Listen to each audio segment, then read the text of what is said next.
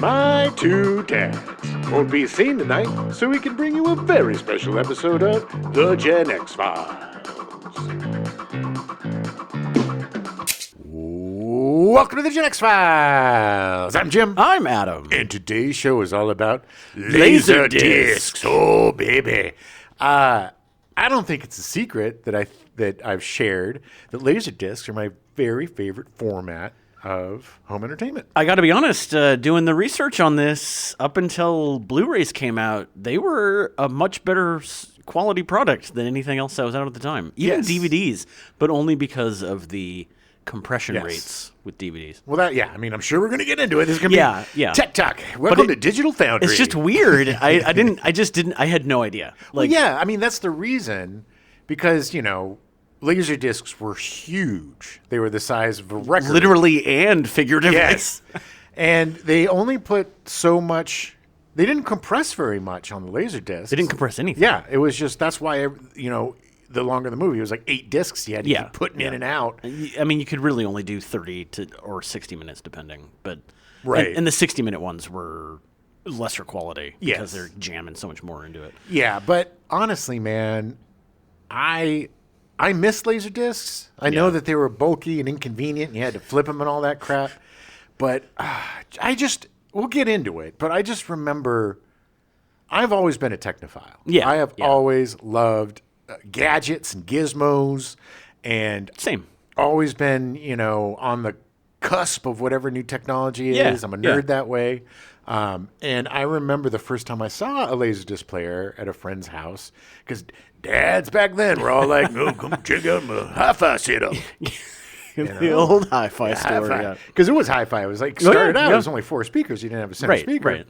It was quad sound, quad. Yeah. And so the old man would be like, "Come on, you ever seen a LaserDisc player? You ever seen a DiscoDisc player?" And video disc. Yeah, disco disc. It was fascinating, man. It was just because up until then, everything was analog. There was just tape for everything, whether it was what you were listening to or what you were watching. There was always an analog. It was very weird and different, considering that everything up to that point was tape. It was space age, baby. It was sci-fi. Exactly. It was really cool. It was like, and that's another thing. It was so sleek and neat and they were shiny. So shiny. They were the coolest. All right, let's get into it. All right, take yourself back, 1978. At some point in 1978, the first computer, a Hewlett-Packard 3000, is installed in the White House during Jimmy Carter's presidency. Yeah, I put it in there. I wanted to, well, the thing is, if you read my Playboy article, what I did was I lusted in my heart, and so I put that in there so I could look at pornography without my wife knowing. On the internet that wasn't invented yet. Well, that's why we invented it, so we can get some pornography in there, so I could lust in my heart. Not that far off. Way to besmirch the sweetest ex-president in the entire universe. But that's true. He did lust in his heart. It's just 1978. It seemed really early. I was surprised. It was really early. And then I thought that Reagan would come in and take them out, but he didn't. He added a bunch more. Well, he just didn't understand. Yeah, I think it was his people. TV looks so strange. In March, Movies Unlimited, the first video rental shop in the United States, opens in Philadelphia, Pennsylvania. Nice. Yeah, March of 1978. It's just, again, that just seems weird. Yeah, but I remember it wasn't long after that. It was either 79 or 80 that we got our first video rental store. And that, again, my God, man, that changed my life. Yeah. I mean, it literally changed my life. June, the first Speak and Spell is introduced to consumers, making it one of the earliest handheld electronic devices with a visual display to use interchangeable game cartridges. Really? Because the first Speak and Spell didn't have cartridges. Apparently it did, according to the research I did. Really? Well, you remember Speak and Spell. Yeah. The one thing that everybody would do would be, "Are you okay?" That's what I did. BOOBS.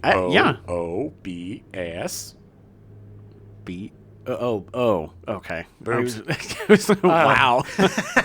But yeah, I think the first Speak and Spells were just that red and yellow chunk. Yeah, and they had just a keyboard and right. Yeah, and it wasn't like they were doing high fidelity graphics or anything. Yeah. It was just games that word games you could play along. Well, so they added a screen and they added some stuff. Yeah. And before it was just that LED.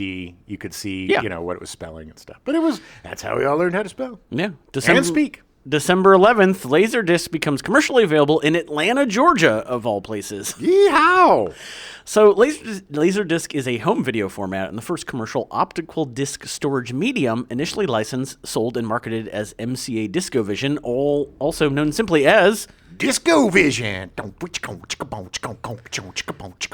Well, Disco didn't last much longer than this. Oh, but they were both great. Yeah. The LaserDisc diameter typically spans 12 inches, so it's a big foot long laser disc. Yeah, it's about the size of a record. Yeah, a little bit. Yeah, around the size of a record.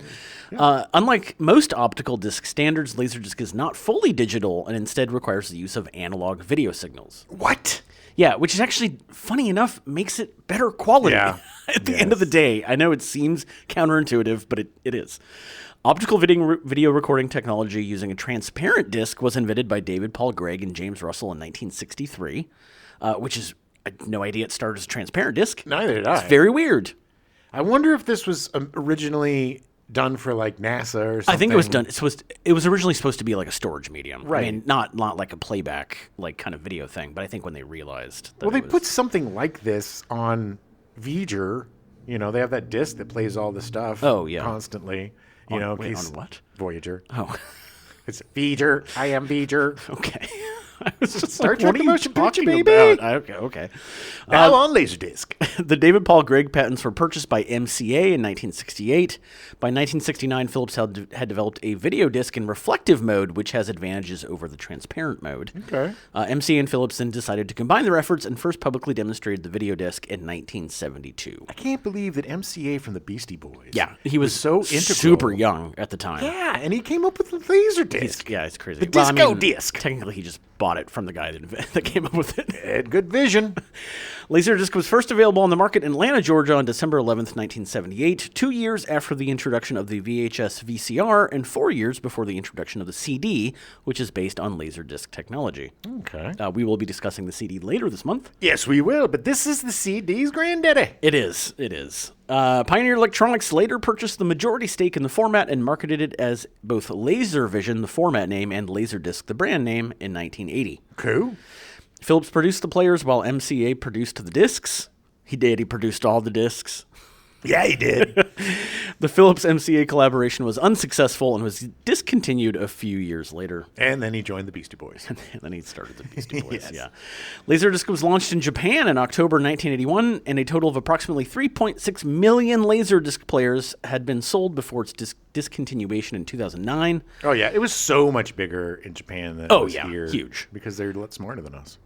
They are. In 1984, Sony offered a LaserDisc format that could store any form of digital data as a data storage device similar to the CD-ROM, which would come later, with a large 3.28 gigabyte storage capacity, comparable to the DVD-ROM format that would arrive 11 years later in 1995. That's an insane amount of storage, considering everything was like 56 In 1984, yeah. Or 12 gigabytes. I mean, there was It's not no even storage. that. I mean, it was not, yeah. I mean, those the little floppy Floppies? disks, the little tiny ones, would hold 10 megabytes. 10 or megabytes. something? Yeah, like 50 maybe, if even that. I know the big 5.25-inch ones would hold like 100 kilobytes. It wasn't. It was like, but you didn't need anything else. There was nothing, No, it was all text stuff or, crappy yeah, games. programs. Yeah, but definitely not for video and Paint. audio.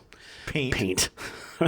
The first LaserDisc title marketed in North America was the MCA DiscoVision release of Jaws on December 15th, 1978. That is the most 1970s sentence I think I've heard. The DiscoVision version of Jaws. So the earliest LaserDisc players employed gas, helium, neon laser tubes to read discs and had a red-orange light. Okay. In March 1984, Pioneer introduced the first consumer player with a solid-state laser, the LD700. It was also the first LaserDisc player to load from the front and not the top. Okay. I had no idea that there were top-loading lasers. I always just thought they were trays. Yeah, it was weird. It was like, I want to say there was like a top opening, and then there was, now see, I'm Your misrepresentations? Misremembering, because I keep thinking there was like a square like chunk thing you put in there, but it was just the disc, I think. I think when you were loading them, if I remember correctly, I think when they loaded them in the front, it wasn't like a tray. I think like a cassette type thing came out, and you put the from the early ones that I remember. Early ones, yeah. That you put the disc in, and then you would insert it essentially into the machine. I think so. Because I had, when I finally got one, mine was a front loader, and it was just a tray, and it played right. It would just pop out, CDs, pop and it in. played. Yeah. It was a multi-disc player. Yeah. Most LaserDisc players require the user to manually turn the disc over to play the other side. A number of players, all diode laser-based, were made that were capable of playing both sides of the disc automatically using a mechanism to physically flip a single laser pickup. That's dope. I didn't have that. That's super cool. Yeah, unfortunately, then you still, for most movies, you would have to pause and put another disc in at some point. Hey, it was worth it, man. Well, yes, for the quality and stuff. Get up and get yourself a pee, or get up and get yourself a drink or something. Pioneer produced some multi-disc models that would hold more than 50 laser discs. It's like the size of a Yugo. Yeah, it's like your refrigerator sitting on top of a LaserDisc player. Good Lord, that thing must have been expensive, too. One company offered for a short time in 1984 a laser stack unit that added multi-disc capability to existing players, like the Pioneer LD600, the LD1100, or the Sylvania Magnavox clones. That was something that they did back then that they don't do now at all, is they used to, like, add cool peripherals and stuff. Yeah. Like, I remember the ColecoVision had a port where it had an entire Atari you could plug in and play all your Atari games on your ColecoVision. You didn't have to buy everything back then, apparently, or buy new stuff. You could build on your technology. Yeah. I miss that. It's like the when HD DVD came out and Microsoft released the little extra player that would be attached to the Xbox? The Xbox. Oh, yeah. 360. Yeah. I had one of those. You just had to plug it in, and it was like, so did I. I was sure that HD DVD was going to win the format wars because porn hit it first. And the way the porn goes is usually the way consumer goes. But, I guess Sony is a very powerful company. Sony is more powerful than porn. That's how powerful Sony is. That's true. That is very true. We'll be talking a lot about Sony next week when we cover the Walkman. And porn. Yeah, and covering porn. Yeah. Although the laser stack, it did require the user to physically remove the player lid for installation and attach. It was attached to the top of the player. So you literally, it wasn't just like, hey, it snaps on. You had to actually do some work. Yeah. And like take your LaserDisc player kind of apart. Look, any sort of technology back then was a pain in the ass. Like, reel-to-reel tape was much better than regular tape. But, and you could put it, that was the way that you could have like 6 hours of music. You just put your reel-to-reel tape on. But man, stringing that thing through and the way it would get caught up and all that crap. LaserStack holds up to 10 discs and can automatically load or remove them from the player or change sides in around 15 seconds. Not bad. Yeah. Most players made after the mid-1980s are capable of also playing compact discs. These players include a 4.7-inch indentation in the loading tray where the CD is placed for playback. They also had, it was a very short time, but they had these like weird 7-inch discs, and you remember those? Yeah.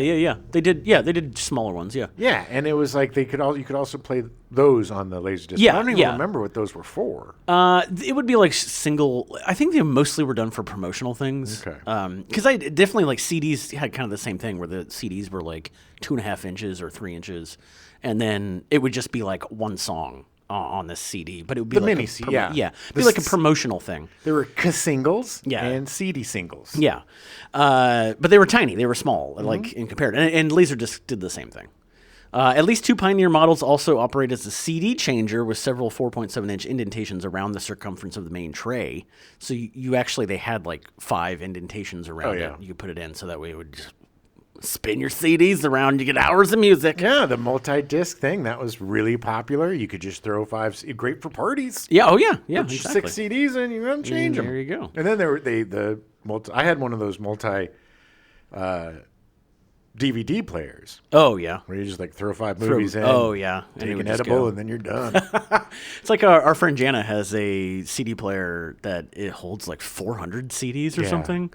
Like they're all vertical, like listed vertical. And it's crazy. like her whole collection is just in her CD player all the time. I have so many. I mean, we'll talk about this next week, but I have so many, or 2 weeks from now, I have so many effing CDs under my Yeah. bed. Yeah. Oh yeah. Insane. The Pioneer DVL9, introduced in 1996, is both Pioneer's first consumer DVD player and the first combination DVD LaserDisc player. Very cool. It's so funny. I had no idea that the first DVD player came out in 1996. Yeah. 3 years later, my very first DVD player was a Pioneer, and I had no idea that they were the forerunners of the. Yeah. I had no idea. Yeah. I the first one that I remember was 99 as well, because it was my friends, we were all turning 30. Yeah. And we did this thing where we'd all pitch in and get somebody a big gift. Oh, nice. They got me headshots, which was really nice. nice. I kind of wanted a DVD player, but whatever. The DVD player would still be around today. It would have probably done me more good than my headshots did. But we got a buddy a DVD player, and I just remember like we were all just crazed. And I got one. My first DVD player had DivX. You remember DivX? Oh yeah, that's the Pioneer one I had the same thing. Yeah. Yeah. I don't think I ever used DivX. It was weird because before that I was just using like my computer tower would play DVDs. Right. You know, like I would just be like whatever. But I finally broke down and bought an actual DVD player. And yeah, I tried to burn DivX DVDs or whatever, or like see whatever it was. And it just never really worked. Well, I remember because I think my first was a Pro Scan. Oh yeah. And I just remember the idiot at Good Guys or wherever it was. Yeah. Being like, well, you're going to want to get the DivX. 'Cause, without the DivX, Future of the it's the future of the home entertainment is DivX. And I'm like, all right, I'll take the goddamn DivX. Nobody knows what we're talking about. No, not even I know what I'm talking about. Yeah, it was super weird. I'm pretty sure that the first DVD player I had was region free. I don't think at that point they had been locking them into the various regions of that. I don't know if they did. I also remember my first DVD that I bought was Austin Powers. Oh, nice. Yes. I don't remember my first Laserdisc. Don't remember my first DVD. I'm sure it's probably Fight Club or something stupid like that. Well, I only remember Austin Powers because that was like the most popular DVD at the time. Yeah. And everybody had Austin Powers. Well, I'd made up for it by buying over 1,500 more DVDs as the years went on. Good Lord, you and me both, man. A couple of dorky Tuesday morning Best Buy dorks going there and spending all your damn money. Constantly. But look, when the apocalypse comes, we got plenty of movies to watch. I actually sold most of my DVD collection and got about 3 months worth of rent out of it. Nice. Oh, That was a while ago. So why LaserDisc? Why is LaserDisc better than everything else up until Blu-ray? Why, Adam? LaserDisc had several advantages over VHS, which is available at the time. It featured a far sharper picture with a horizontal resolution of 425 television lines for NTSC, while VHS featured only 240 television lines. Yeah, and if you think about it now, it's like, what, 22440 2440 2440 is the 4K, technically the 4K. 1440, Quote, 2440, unquote, 1440. Yeah, it's, 1440 is the more standard, but yeah. But still, I mean, that's like 10 times the Oh, yeah, resolution yeah. of, and this was, but the thing is like, unfortunately, and anybody who's listened to the show knows this old man rant coming, is I honestly believe that older movies look better on older technology. And I think in terms of cinema, in terms of the movie experience, LaserDisc copied that perfectly. Like I think it wasn't too crisp and it wasn't too not. You know what I mean? Yeah. Super VHS, released in 1987, reduced the quality gap, having horizontal luma resolution comparable to LaserDisc, but horizontal chroma resolution of Super VHS remained as low as the standard VHS, about 40 television lines, while LaserDisc offered about 70 television lines of chroma resolution. Goodness, I bought into that stupid Super VHS crap and bought one of those. I did have an SVHS player at one point, and I don't think I ever actually bought any Super VHS. I had like two or three, and I was like, "Oh, I'll put all of my stuff on it, and then I'll have a great, archive of it." And I was the moron that was like, "Oh, I'll get the SVHS and record all my stuff, and then I would make it the extended play, and it'd be 8 hours, and the resolution would go crap anyway. Exactly. Yeah, there you go. Yeah. That was so much fun. You remember that? You remember setting your VCR? Oh, yeah. And like, oh, shoot, I forgot to set it for The Simpsons. Like, it was heartbreaking because there was no recourse, man. You missed it. You missed it. That was it. You were hoping maybe sometime during the week they would show a rerun, maybe. The summer, not even the week. Maybe yeah. they would show during the summer a rerun of the show Yeah. that you missed, Yeah. but it was, they only had so many weeks. I only have one VHS tape still left, like something I recorded off TV, and it was from about 1986, 1987. Oh, wow. The Stephen Banks Home Entertainment Center. And it's available on YouTube now and Amazon Prime and all that, and much better quality. But I still have that VHS, my handwriting, when I was 9 years old. I still have a bunch of VHS. I have like my Groundling show, Oh, yeah? Eat, Lab, and Die. Oh, I think wow. that's what we called it because it was the lab. Whatever, stupid. But I have I have my award-winning student film on Yeah. VHS still, but it's only on VHS. Right. And, all this stuff is only on VHS. I have a bunch of stuff that I Yeah. don't have on any other media. So it's Yep. basically unplayable because I may have a VCR somewhere in the house. I don't anymore. I don't think so. I think I got rid of mine. Because I was like, I'm never going to use it again. I Yeah. don't know. I mean, technically, my film thesis project is on Super 16, and I can't do anything with it. Yeah. Because I don't have a projector. Well, we do actually. We have a projector. Oh, do we? I don't know if it's an 8mm projector. I don't Oh, think it's yeah, 16. yeah. But it's just crazy because you used to have like a VCR DVD Yeah. combo, and I Yeah. kept saying I need to transfer this stuff. And Right, I right. never did. I technically still have a DVD burner, like it's underneath my console, Right. like somewhere in my bedroom, and it's still there, and it technically still works, but I don't have a VHS player anymore. So it doesn't matter. Well, we could talk to our friend Talk to Jules. Jules. Yeah, she's a VHS head. Oh, yeah. If you want to, we did a VHS show a couple years ago. You should check it out. Great interview with Jules Brudeck. Yeah. Great filmmaker. Yeah. So LaserDisc could handle analog and digital audio, whereas VHS was mostly analog only. VHS can technically have PCM audio in professional applications, but it's very uncommon. Yeah. And the NTSC discs could store multiple audio tracks.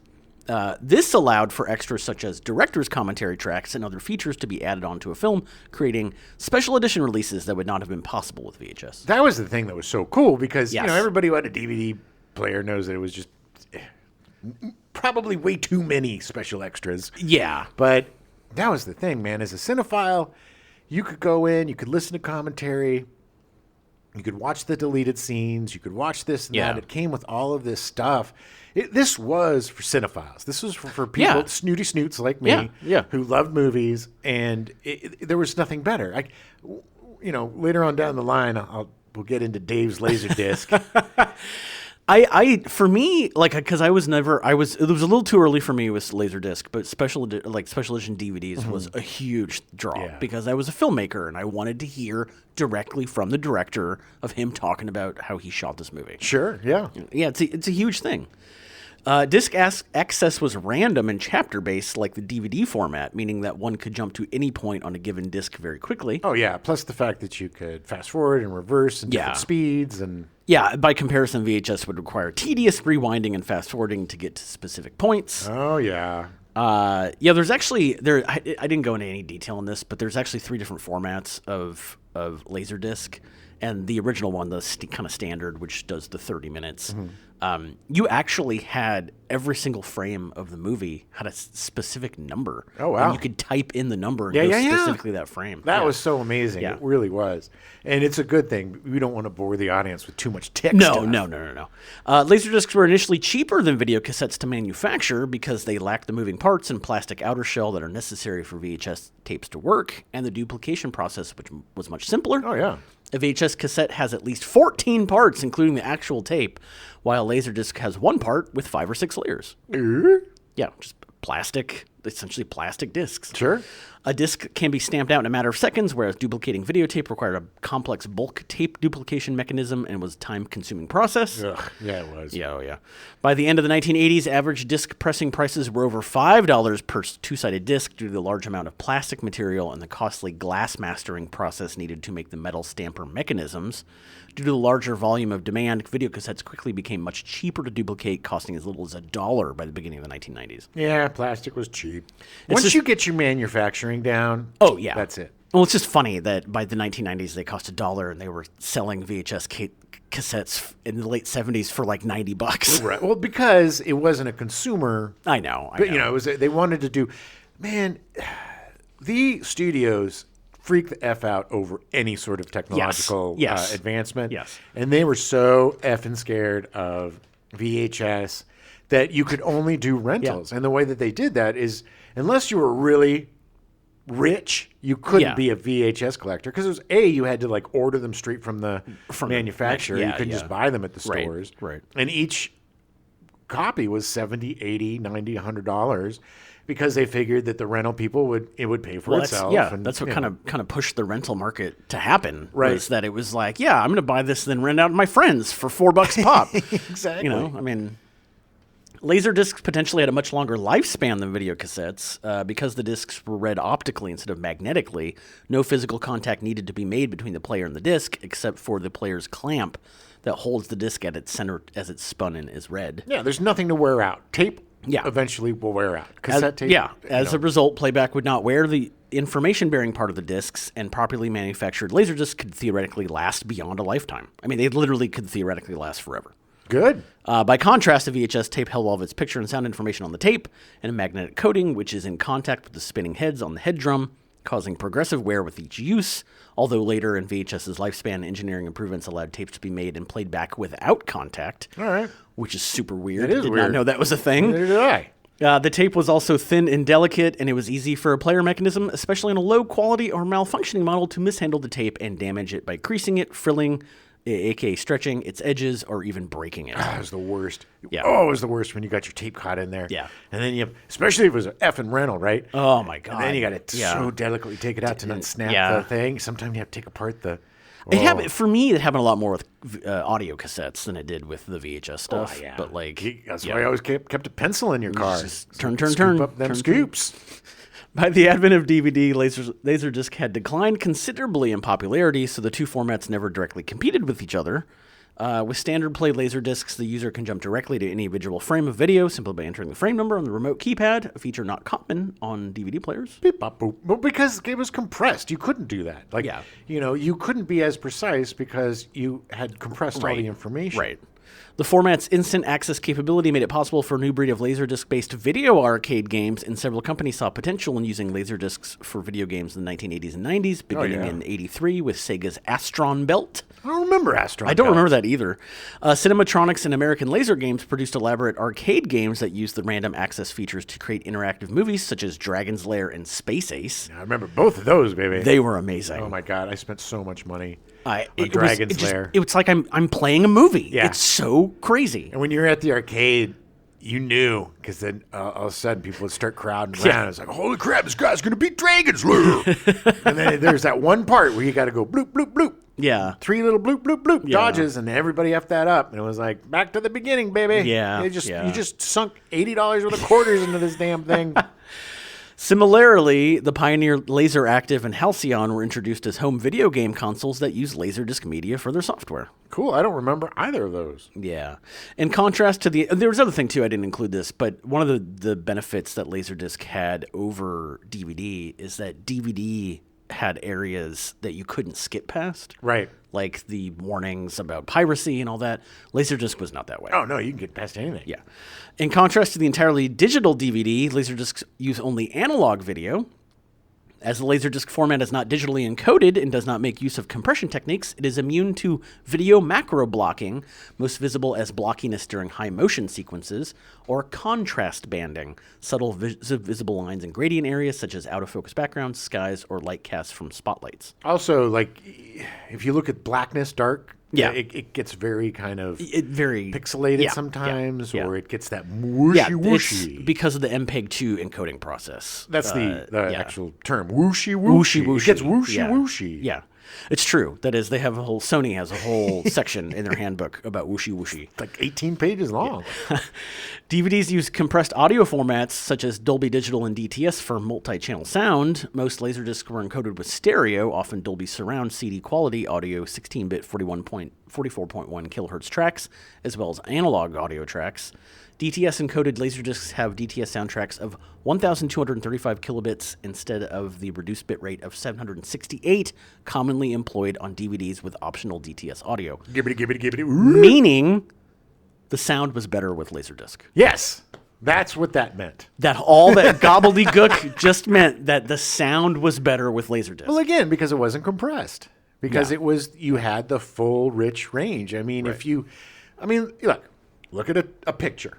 If a picture is all of its pixels, you see it. If a picture is compressed, you can tell when it's compressed as well. Definitely. Not so much today, but back then, definitely. But even still today, it definitely comes up. Yeah. Damaged spots on a Laserdisc can be played through or skipped over, while a DVD will often become unplayable past the damage. Yeah, one scratch and that's that. You're done. Yeah. Despite the advantages over competing technology at the time, namely VHS and Betamax, the discs are heavy, weighing over a whole half-pound each. Yeah, I got real ripped. They were trying to make this as a negative for the Laserdisc, and I was like, they weigh 8.8 ounces. It's like, well, it's like a record, man. It it's wasn't. not, the VHS weighed like 2 ounces. I mean, okay, 4 probably. just nitpicking at this point. Well, that's just dumb. Yeah, they were cumbersome though. They were definitely big, and they were more prone to than a VHS tape to damage if mishandled. And manufacturers did not market Laserdisc units with recording capabilities to consumers. It was always that awful, because I remember the very first time I saw Laserdisc was at like a camp, and it was one of those TVs with the RGB, where it projected up the various colors. Pull it open. We had one of those as a kid with the 3 different. Yeah, because one of the guys, the counselors or whatever, was a huge technophile, and he used the camp's money to buy all this stuff. Oh, very cool. Which was cool, you know. But I remember he pulled it out, and I was like, "Oh my god, it's so shiny! That shiny Laserdisc!" And then one kid goes up to grab it, and the guy's like, "Nope, you're not touching this." He's got peanut butter all over his face. Yeah. Gimme. Well, no, I want to look at my face, and it's like, okay, Sit down, kid. yeah. Was that kid you? No, God, no. I was scared to touch any of it because it looked all expensive. I was like, okay. Also, because of their size, greater mechanical effort was required to spin the laser discs at the proper speed, resulting in much more noise generated than other media. True that, and that would be the first thing that went out. Your motor would go out from the Laserdisc player. It takes a lot of power to throw that half-pound disc around in a circle. Loud, so loud. Can you hear the movie? God, it sounds like the PS5 now. When you start playing a heavy graphical game, it's like, ah. Oh, yeah. The space-consuming analog video signal of a Laserdisc limited playback duration to 30 minutes in standard play or 60 minutes in extended play per side because of the hardware manufacturer's refusal to reduce line count and bandwidth for increased playtime. Yeah, I think Star Wars is something like 6 sides or something. Yeah. You know, yeah.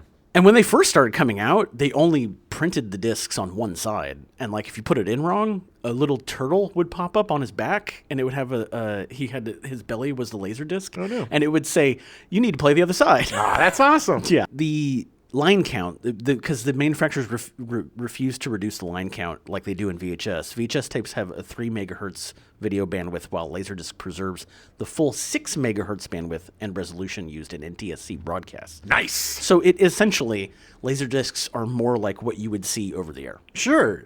So basically, all of this gobbledygook that you so painstakingly research, and it's great that you're doing this because I didn't know a lot of this stuff either. Yeah. But it just boils down to Laserdisc good quality. It was better than anything else going on at that time. It was definitely better. Another significant issue unique to Laserdiscs is one involving the inconsistency of playback quality between different makers and models of players. Really? Yeah. On the majority of televisions, a given DVD player will produce a picture that is visually indistinguishable from other units. In contrast, LaserDisc playback quality is highly dependent on hardware quality, and major variances in picture quality appear between different makers and models of LaserDisc players, even when tested on a low to mid-range television. Right, because if you don't have a proper motor, if you don't have the proper opticals, and there's a lot of gonna moving suffer. parts in there. Yeah. Yeah, and I mean, in the end of the day, it essentially was just forcing you to buy better everything. Well, also, look, I mean, any lower quality product isn't going to be as good. Oh, no. You get to the point where it doesn't matter. Like when we got to the point where you could buy a VCR for $15, or a DVD player for $20. They were $600 to $1,000 when they came out first, but once you get it down, then there's kind of a standard, but at the beginning, it really matters which one you buy. It definitely does. The obvious benefits of using high-quality equipment has helped keep demand for some players high, thus also keeping pricing for those units comparably high. In the 1990s, notable players sold for anywhere from $200 to well over $1,000, while older and less desirable players could be purchased in working condition for as little as $25. Yeah, used. Yeah, and you don't want to use those. No. That's not. No, I mean, you might as well just have VHS at that point. Yeah. LaserDisc did not have high market penetration in North America due to the high cost of the players and the discs, which were far more expensive than VHS players and tapes, and due to marketplace confusion with the technologically inferior CED, which also went by the name video disc. Yeah, that's the one that I think had the box, had the... Yeah. CED was developed by RCA and was most like a phonograph that could produce sound and images. Yeah. It was not digital at all. No. It was all analog, but it was like and it was not good quality. Not at all. Yeah. While the LaserDisc format was not widely adopted by North American consumers, it was well received among videophiles due to the superior audio and video quality compared to VHS and Betamax tapes, Oh, yeah. finding a place in nearly 1 million American homes by the end of 1990.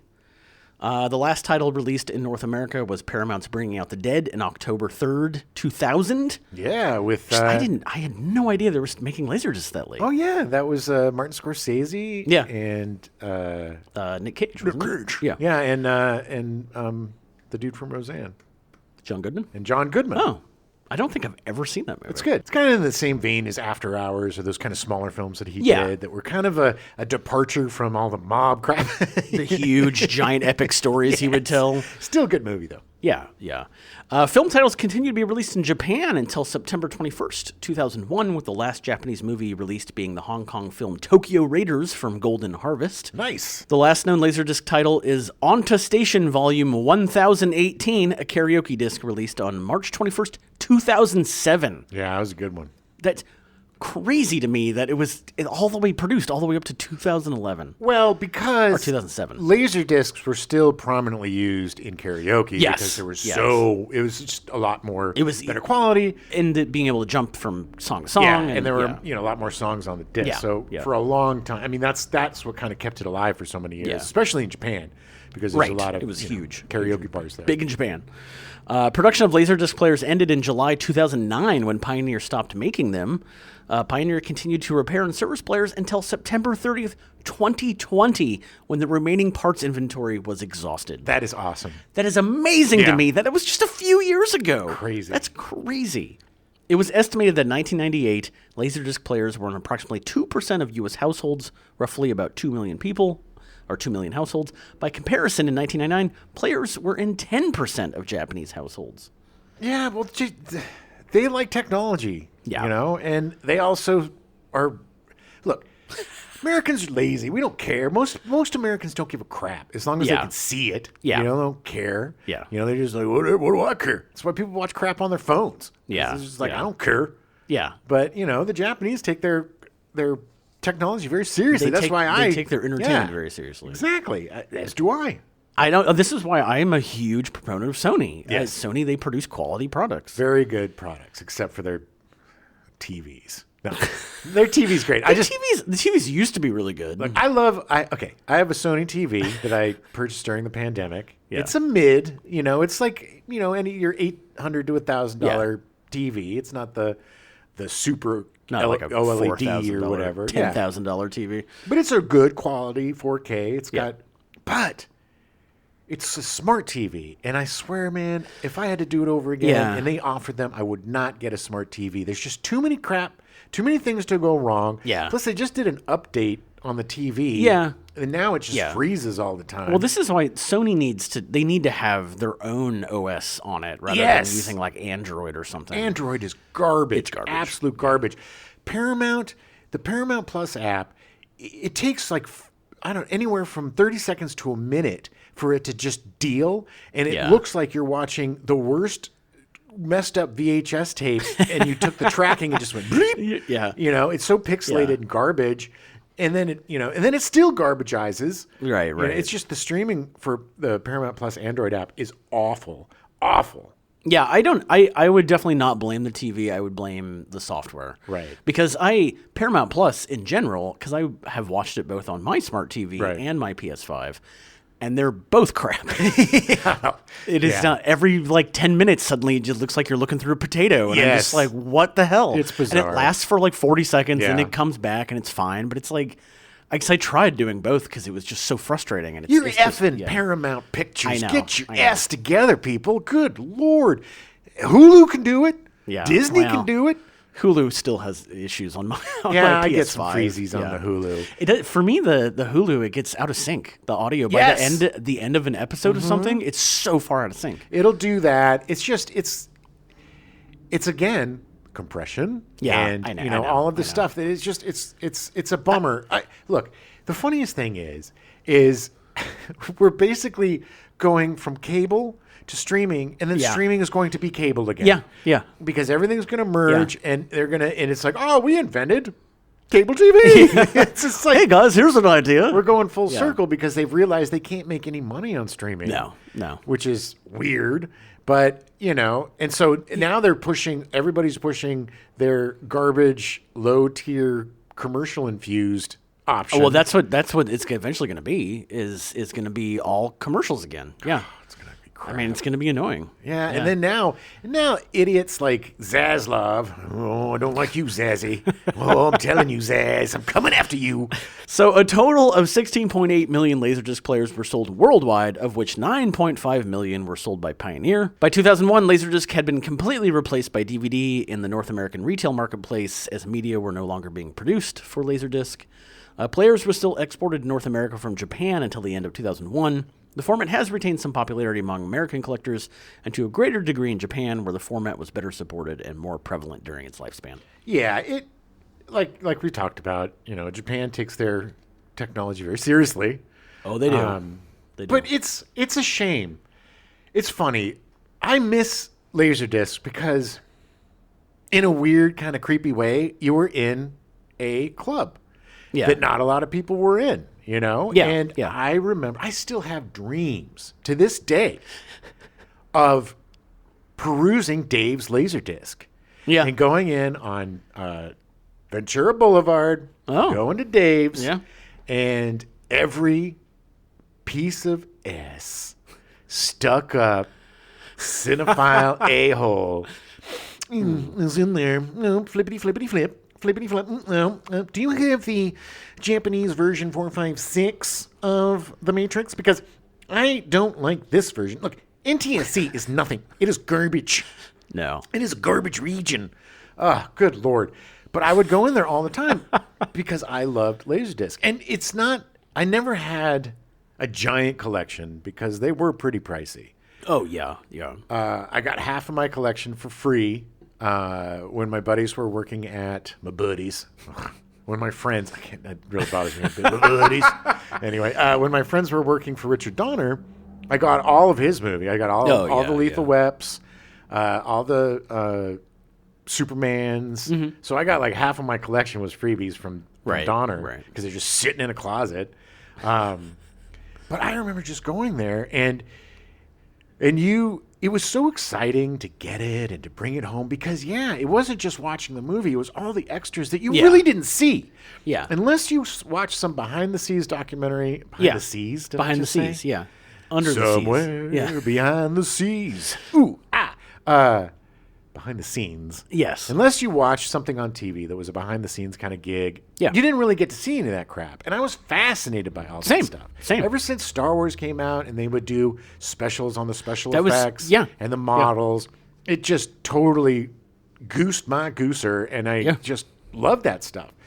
So That was always with the USA Network when they would show the Star Wars stuff. Afterwards, there would be like the hour-long documentary about the making, and it's like 1991, and I'm like, I have to see this. I have to see this. yes. It's just, it was so great to be able to, see movies the way that they should be seen. Yeah. Mostly. I mean, look, our TVs were crap back then. Yeah. You know, I think. Well, I mean, you're still projecting a 16 millimeter or 8 millimeter is still going to be better quality. Sure, but it's like, you know, and we're all watching everything on like 26-inch TVs. We're like, oh, that's a 32-inch TV. That's huge. Yeah. Oh, my God. I remember when we upgraded to 32 inch But from 17, so it was quite a leap. But for me, I remember. It wasn't. I remember when LaserDisc came out. I remember going to friends' houses, and like I said, their dads being like, and their dads wore pants. They didn't just come out in their underpants. So they come out, you know, they'd show you the whole thing and their setup and their speakers, and you know, I got quad sound now, and all that just effing fascinated me. Yeah. And then you watch it, and it's booming, and you know, all the stuff's going on, and the picture quality is great, and I just fell in love. But I didn't have the money or, you know, the resources to get it, but you know, I worked in college at a video store, so I saved up a lot of money, and I remember in Boston going into this one stereo store. I forget the name. It was like Boston Stereo. It was something really original, like Boston Hi-Fi. Yeah, Boston Hi-Fi with quad sound. But I remember what got me to get a LaserDisc player. It was a series of events. Okay. So I first saw one of the first surrounds, I'm doing quoties, surround sound players. Right. Which was like a receiver. It was its own thing. You had to buy a receiver and this unit. Yes. You know? And that was the thing where it's like, I remember being in the store and he's like, you want to be in a church? Boop. We're in a church. Right. And it's like, oh my God. And he's like, you want to watch, you know, you want to listen to your rock albums? Like you're at a rock concert? I'm like, I don't listen to rock albums, but okay. And he's like, you're in a rock concert, and then you got your Dolby and you got your DHC, and if it doesn't have Dolby, it'll make Dolby for you. And I was like, I have to have this. I have to have it. Yeah. I have to. And so I got that in college, and I just remember like loving that. Right. And also being like, all these extra, you know, cathedrals and stuff. You never really use them. No. It's just a bunch of echo. It's it's like, hey, here's reverb. But at the time, it was groundbreaking. Of course, yes, yeah. So I had that in college, and when we graduated college, and we moved up to L.A., I moved up to L.A. with some friends of mine. I was in San Diego. They were back east. And I remember I went to the store, and I bought like a TV, and then they had a LaserDisc player on sale. Got one of those, and I finally had the setup, man. Yeah. I had the setup, and this was quad. There wasn't any 5.1 yet. I don't think that came around until it wasn't DVDs, until later. Really. Yeah. Yeah, I mean DTS, but not 5.1. Yeah. I'll have to look it up because I don't know. I mean, I should know because I'm into that stuff. But it was like I finally had the setup, and it sounded great. And it looked great, and we just had, as three dudes that just graduated from film school, we had the key, man. We had the setup. Yeah. And so then you go to Dave's, and you know, you had to deal with all that. And not only were the customers a-holes, but most of the people working there were snoots, snoots. They were of course, really? You're buying this? You're buying the North American version? You sad fool. Idiot. I don't even think I'm going to sell this to you because you're too stupid. But yeah, I had like Pulp Fiction. I had a bunch of stuff. And I remember my pride, I still have my pride and joy of my collection was when I was working for ILM. I used to get, you know, stuff super cheap from the ILM store. And they released the definitive Star Wars trilogy DVD collection, man, which is this beautiful black box. Oh yeah, it's gorgeous. And with this like, you got your little Velcro, you know, thing keeping it down, and it opens up almost like a records box for for like a guy who keeps records about things, not records you listen to, right, but like a Valis, Thank you, a Valis, excellent word, Adam. Thank you. I haven't heard that in a long time. I'm gonna start using it.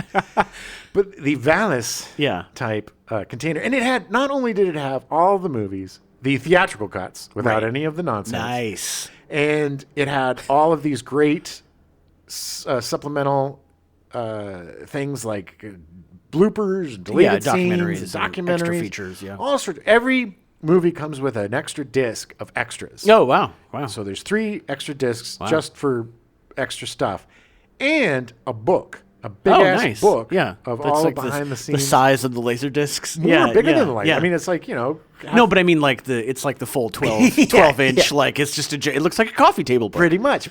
And we used to have a Super Bowl party. Yeah. Every year. Yeah. That was our thing. And we would make chili. It's weird to me because So I strange. hate sports Oh, so much. I know. It's so weird. But we would have this giant Super Bowl party in a tiny little, like one time we had like 100 people in this tiny 3-bedroom Lord. apartment. Ugh. And it was insane. But we would make chili every year, and we would find some crazy chili recipe to try, and we would make one super hot chili and one kind of regular chili.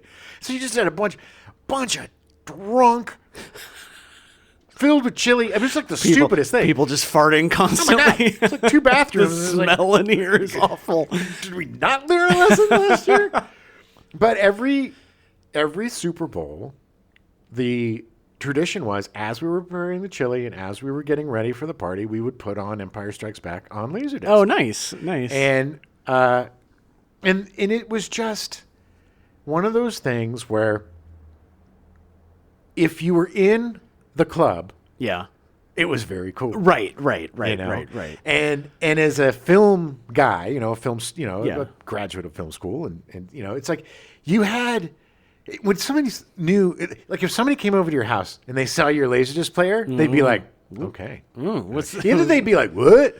Why do you have that? It's stupid. And then you'd be like, okay, you're. Yeah. We're not friends. Or they'd be like, oh. Do you have the Japanese version of the first season of Star Trek? Song of the South. Yeah. Ugh. Yeah, well, there's a few laser discs that are worth some money now. Oh, yeah. The most valuable. There's nothing that's $1,000 or $1,500. Nothing that's crazy. Everything is around $200. But one of the really That's still though $200 for a laser disc, man. yeah. Well, the funny thing is the Star Wars thing, which is collection? like 10 discs and all that stuff, is still only $200. $200. But the ones that are most expensive, which is just crazy. And this shows you. Some of these show you the type of people on laser discs. One of them is Tracy, I Love You. Do you remember this? Was that a porn? Well, this is for the youngers. Tracy Lords Yeah. was briefly enormously famous as a teenager who used a fake ID to make porn.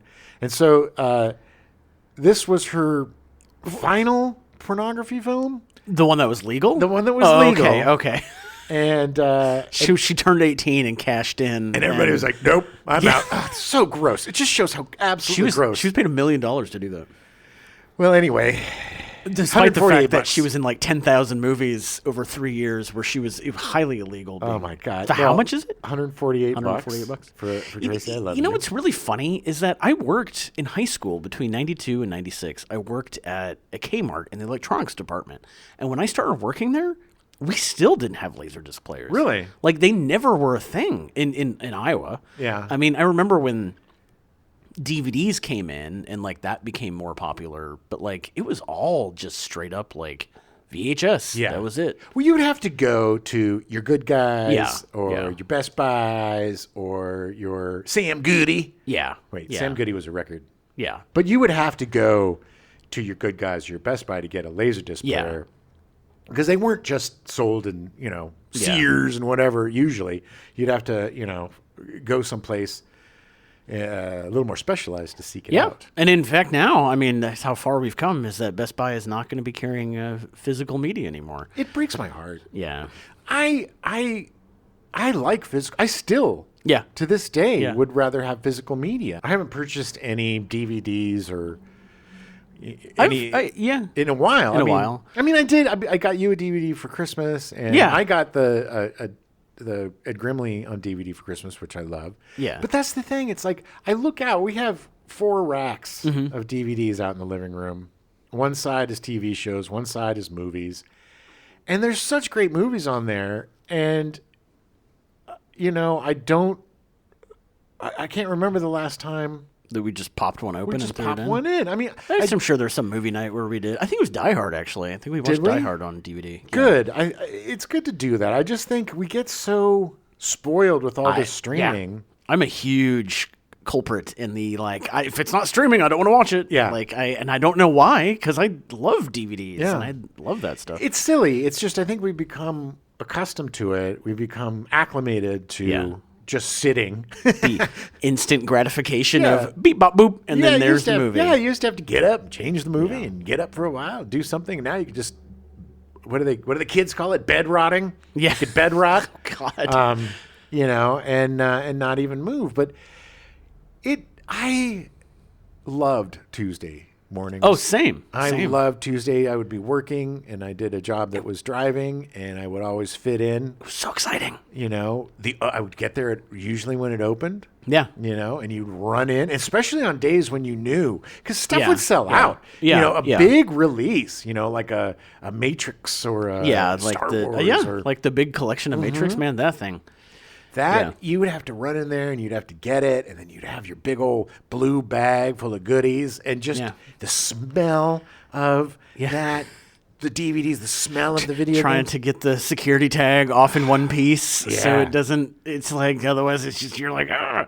Took forever. Yeah, I was working at Warner Brothers a lot with my friend Ryan, and he was even more so than me, but he would literally be like, he was my boss technically, and he'd be like, all right, well, we have to go run an errand, or and we'd leave at like 9 o'clock in the morning or 10 o'clock to go to Best Buy on a Tuesday morning and come back, and I think the bosses all knew, but they were kind of like, what are we gonna do? Sure. Keep them happy. Happy worker. Yeah. It's just, I miss that. I miss the anticipation of something coming out. I miss devouring a DVD, watching the movie, watching the commentary, watching all of the extras, just having especially like the cool ones like Fight Club or Seven that came in these really cool special editions with files and stuff with them, and they put stuff together in such a way that it was very, very clever, very creative. I have the Evil Dead, and it's a Necronomicon. Oh, It's yeah, a plastic, and it's it looks all- like the book. It's Yeah. all falling apart now because it's 1,000 years old. But it was stuff like that. You had your collection, and you had the jewels of your collection. Yeah. Like the jewel of my DVD, the jewel of my LaserDisc collection was the Star Wars trilogy. Yeah. I would bring that out to show people. Not even show them the movies, just show them the Look at beautiful it. box. Just look at it, but don't touch it. Don't you dare touch it. I miss Yeah. walking to Blockbuster to rent a couple of movies. They anticipate what's in, what's not in. Yeah. You had to earn it, I think. My absolute favorite. I know I loved the same reason doing commentaries and stuff. It got to the point where I had so many DVDs and so many commentaries I never listened to. But you would miss out on some amazing stuff, like the Total Recall release. That it was literally Mars. Yeah. And then when you had a commentary with Arnold Schwarzenegger and Paul Verhoeven, and they both have pretty thick accents. So half the time you have no idea what they're saying. Look, my eyes are bulging out of my face. Until you realize that Arnold Schwarzenegger is literally just doing a play-by-play of the movie. Look at this. I get into the chair, and then they see you're another guy, and I'm like, well, I'm not the other guy. Why would I be another guy? But it turns out I am the other guy. Oh, look, yeah, I put on a face of a big woman. Look, I'm a chubby lady. On the escalator, when he uses the guy as a human shield, he's like, it's a human shield. Ha ha ha. Oh, look, it's a human shield. Look at the bullets in him. And then Paul Verhoeven's just like, rah, rah, rah, rah. It's like, no idea. But a little bit of a it is the most unintentionally funny commentary I've ever heard. And it's like, that wouldn't have been possible on a VHS. Yes. Or now with streaming. I mean, I remember when we were released Carbuncle on DVD. Yeah. We did commentaries. And for me, doing a commentary on a DVD was like, it was, oh my it was God, huge. You made it big. Yes, it was the big time. I have a commentary that nobody's going to listen to. Yeah. Or on a movie that they'll never see. So, but I have it, and we had the deleted scenes on there, and it was a neat package. And for me, I just loved having that package of something that I created. Right, it felt right, like, oh, okay, I have done something. I can put this in my collection, Yeah. although I don't think I have a copy of it anymore. But we're missing something with just this easy delivery service, I think. And this is the thing, is that streaming could easily do commentaries. Yeah. I mean, because you have multiple audio in, like choices. Sure. Like you could easily have a director's commentary on something. And they just don't. Yeah. And I just don't know why. I just don't think there's an appetite for it anymore. I don't think people are just kind of like, get in, get out. Yeah. I mean, it's true. Time is money. Time is money. When there's 5 new pieces of media every Friday, that it's like, well, I got to get through all this stuff this week. Yeah. Like, yeah. And it's, More than that, really. It's just a lot. It's very true. It's very much more get in, watch it, get out, watch something else. consuming media is a passive experience now. Yeah. Where it used to be less passive. It used to be you had to put the physical media in, you had to buy the physical media, you would read the liner notes on Right. your CD, Yeah, you would read the little packets that came with your DVD. You would, oh man, we used to get actual instruction manuals with video games, stuff that helped. Well, it's just a shame that physical media has died and are dying. Yeah. And I mean, it's not quite dead yet, but it's getting there. and it's going to be a problem. I mean, once these streamers die, Yeah, what that's are you going to do? when we're covering so many films and TV shows that they're not available to stream. Yeah. I mean, that's the reason literally the last 5 DVDs I bought was because of the show. Yeah. Because it was like, well, I can't find it anywhere, and I'm trying not to pirate things. So Sure. it's like, And they're all good to have in your collection too. I mean, that's why we always say, hey, maybe pick it up for $10 and throw it in your collection because you're going to want to have at least some physical media. Yeah. In case something happens, you know? Yeah. If there's a big old EMP pulse or something, or you're not going to have a TV anyway. you get a generator. You're not going to have a TV's not going to work. It'll work unless it was on. I'm more worried about the future of our country and how this stuff is going to get banned. Maybe. That is just depressing. That I actually am like, that might be true. I have a feeling that this entire month is going to be very bittersweet. Well, like I said, I adored the LaserDisc. I think it's my favorite of all video players. Yeah. The DVD player is great. I loved it. I have, way more DVDs than I had LaserDiscs. But I think LaserDisc probably would have lasted a bit longer if they started selling TV shows.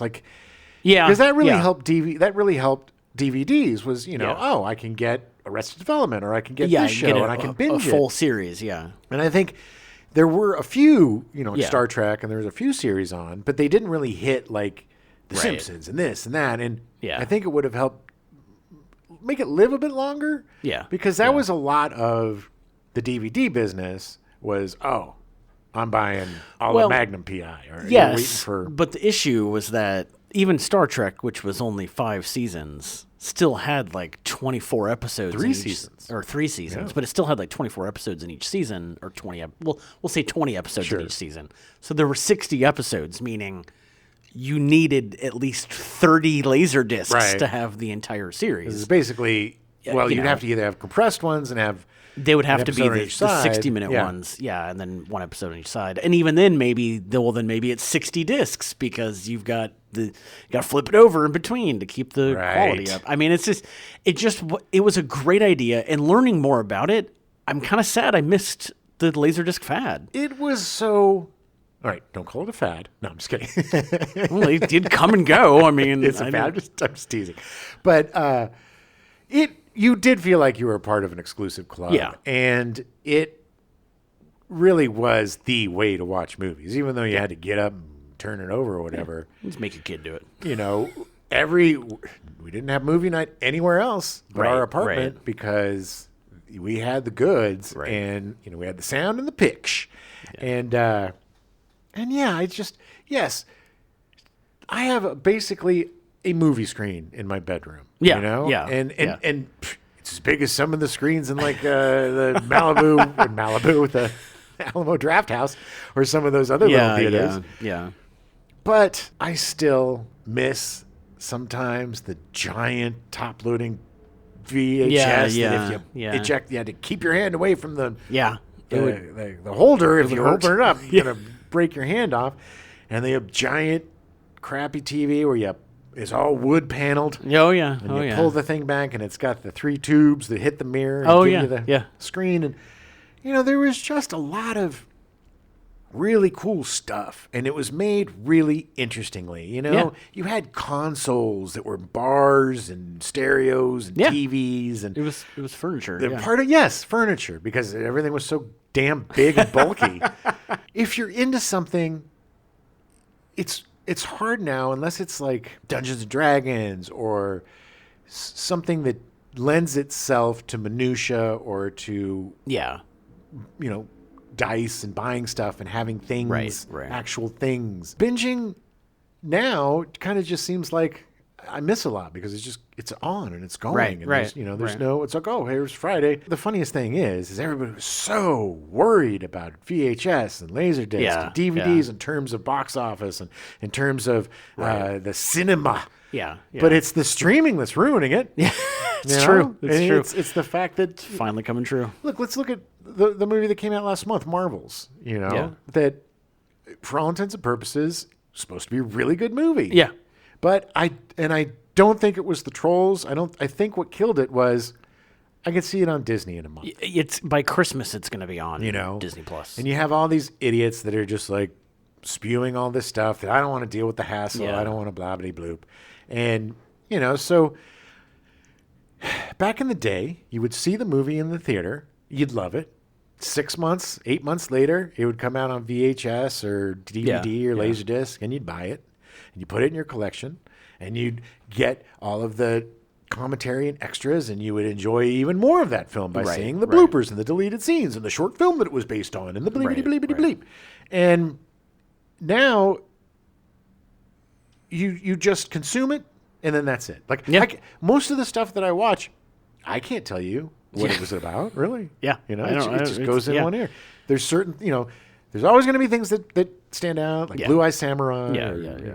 just things that are exceptional. But I don't know, man. I just think maybe it's just the grandpa in me, but I really miss having a library or a collection. I mean, we still do, Yeah. but it's like I'm not going to resupply everything with HD Yeah. DVDs or whatever. No, that would be stupid because you couldn't play it anymore. But whatever, 4K Blu-ray, Yeah. I'm not. Bitch Bads, whatever they're called. I don't think I'm ever going to buy a 4K Blu-ray. I think I might buy the Indiana Jones to complete my yeah. collection. Yeah. Because I have the other movies on Blu-ray. I've only purchased maybe a dozen Blu-rays. Yeah. Like I don't, and that's all stuff that I know I'm gonna rewatch, and Yeah. and I got it because I wanted it to look as good as possible. Exactly. I have collections. I have. Yeah. Plus, I was working at Right, ILM then, so I have the 6 Star Wars movie collection. Yeah, And I have yeah. the 3 Batman collection, the Christopher Nolan Batman movies, and the Indiana Jones collection. Yeah. They're over there, on the next to the records, Right. in the place of honor in my room, and I'll still watch them. But and I made sure when we got the PS5s to get one with a disc Yeah. Same, tray, because same. there are certain games that I will definitely buy. A, because we can share them.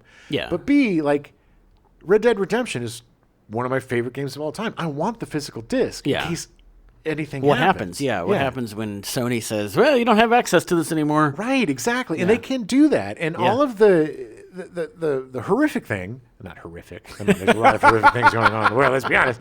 But the crappy thing is, I've been a member of PlayStation Plus for 10 years, 12 years, maybe Yeah, longer.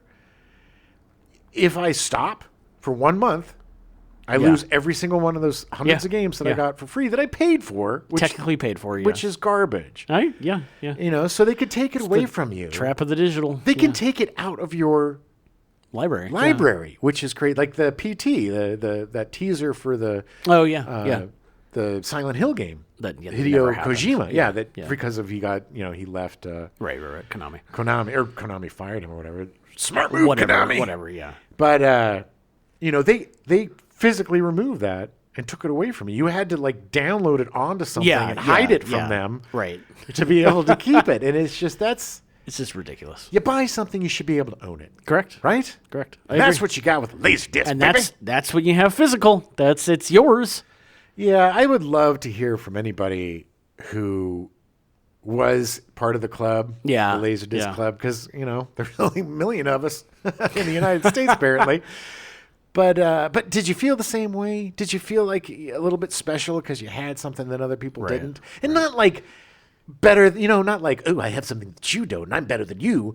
But more, it's like a secret. You have a secret club, or you have a secret doorway to go and enjoy movies better than anybody else at home could at the time. Yeah. If you met somebody that has a LaserDisc player and you had a LaserDisc player, you immediately had something in common. Yes, I made a lot of weirdo friends just because we had LaserDisc players.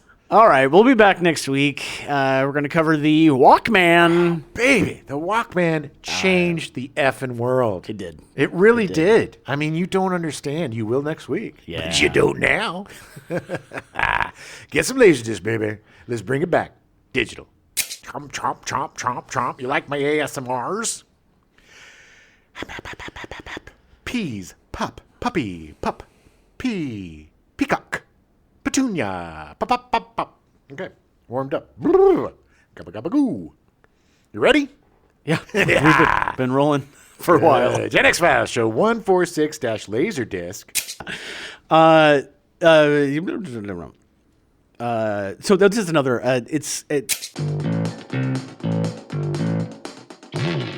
We now return you to your regularly scheduled programming. 21 Jump Street, already in progress.